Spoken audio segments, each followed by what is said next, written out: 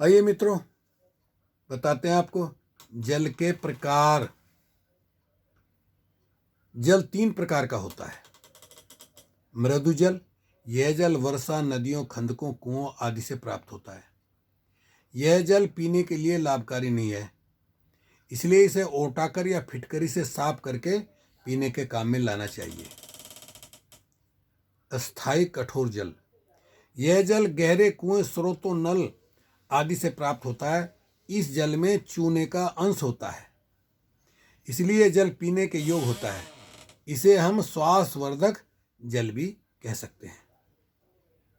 अस्थायी कठोर जल, यह जल वर्षा का जमा किया हुआ होता है। यह जल स्वास्थ्य के लिए अधिक लाभदायक नहीं है। जहाँ पानी की प्रॉब्लम होती है, उन्होंने छतों पर ही बहुत बड़ी छत पर पूरा तालाब जैसा बना रखा है। जब बारिश होती है तो उसमें पानी भर जाता है और वहाँ से वो पानी सीधा नीचे कुआं बनाया होता है उसमें आ जाता है और वहाँ से फिर वो उस पानी को गर्म करके, ओटा के, फिटकरी साफ करके इस तरह पीते हैं, जहाँ पानी की बहुत किल्लत है। जल के गुण या विशेषताएं। जल के गुण इस प्रकार हैं। जल में शीतलता तथा उष्णता होती है, अतः जब यह किसी वस्तु के संपर्क में आता है तो उसे अपनी सर्दी या गर्मी दे देता है और उसकी दोनों शक्तियों को स्वयं ले लेता है। देखिए कमाल। जल ठंड या गर्मी को देर तक रोके रह सकता है।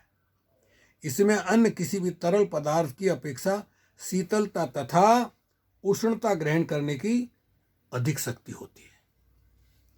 हम जो कुछ खाते हैं वह शरीर के भीतर मौजूद जल में पहले घुलती है, उसके बाद पाचन क्रिया के चक्र में आती है। मतलब यह कि कोई भी वस्तु बगैर जल की सहायता से नहीं पच सकती।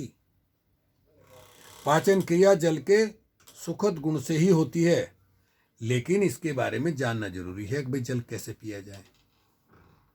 देखिए, आप खाना खाने बैठ गए और आपने जो है मेज पे पानी रख लिया।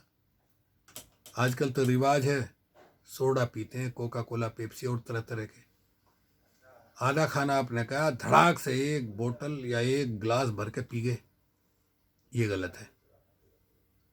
ये तो आप काम खराब कर रहे हैं। खाने के साथ, खाने के तुरंत बाद पानी पीना जहर पीने के समान है, क्योंकि वो पाचन क्रिया को बिगाड़ देता है। खाना पचता तो है ही नहीं। खाना बाहर पहले रसोई में पकता है गैस पर और फिर पेट में जाके पचता है। तो यदि खाना नहीं पचता है, पानी पी लिया, आग बुझ गई, पेट की आग जो जठराग्नि है, तो खाना पचेगा नहीं, खाना सड़ेगा। और जब खाना सड़ेगा तो उसमें तरह तरह के टॉक्सिन बनेंगे, जहर बनेंगे, अल्सर बनेगा, ट्यूमर बनेगा, फिर कैंसर बनेगा।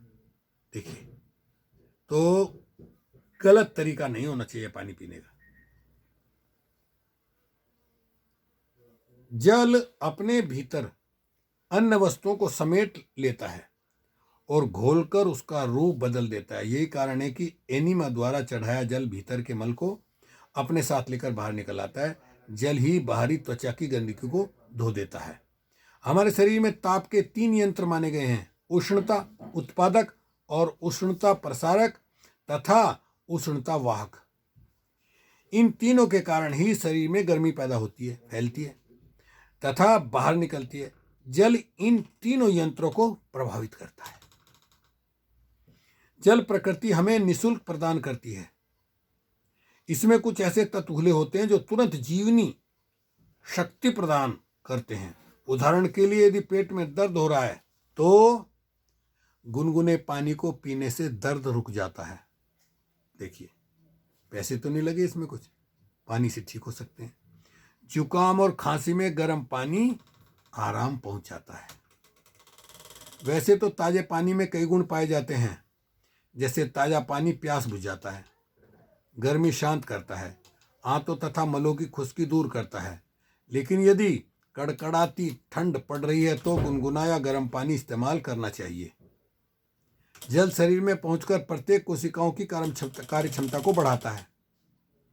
हमारे शरीर में रक्त, पित्त, पाचक, रस, लार तथा भीतरी स्राव सभी पतले रूप में रहते हैं जो जल के कारण तरल बने रहते हैं।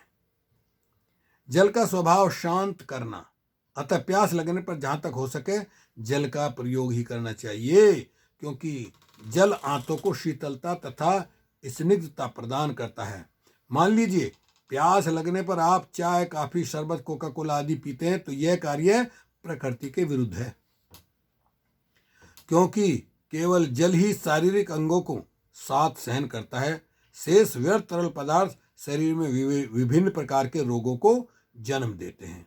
उदाहरण के लिए जल कब्ज तोड़ता है, लेकिन अन्य पेय पदार्थ आंतों में खुश्की उत्पन्न करते हैं, जिनके कारण मल बंध जाता है और पेट में दर्द, शूल, आंतों के रोग आदि की शिकायत हो जाती है। ताजा पानी पीने से पाचन संस्थान, आमाशय, आंतें, जिगर, तिल्ली, गुर्दा आदि अंग स्वस्थ रहते हैं। शरीर के रक्त संचरण को जल सही बनाए रखता है। सुबह के समय यदि सबसे पहले ताजे या गुनगुने पानी का सेवन किया जाता है तो लैट्रिन साफ आती है, आंतों में जमा मल साफ होकर निकल जाता है, क्योंकि मल को खुरच कर बाहर लाने का गुण केवल जल में ही है, अन्य किसी पेय पदार्थ में नहीं।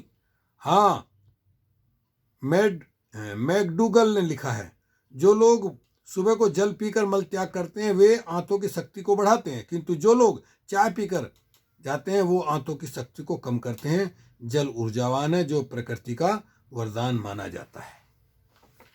इस प्रकार छोटी छोटी वीडियो में हम आपको जल के द्वारा किस तरह आप अपने शरीर को स्वस्थ रख सकते हैं ये बताने का प्रयास करेंगे। मेरा नाम सत्यपाल बोध है, नेचुरोपैथी का डॉक्टर हूँ, साउथ अमेरिका के देश बोलिविया में हूँ 32 साल से, और मैं सम्यक कर्म कर रहा हूँ। ओके, शुक्रिया, धन्यवाद।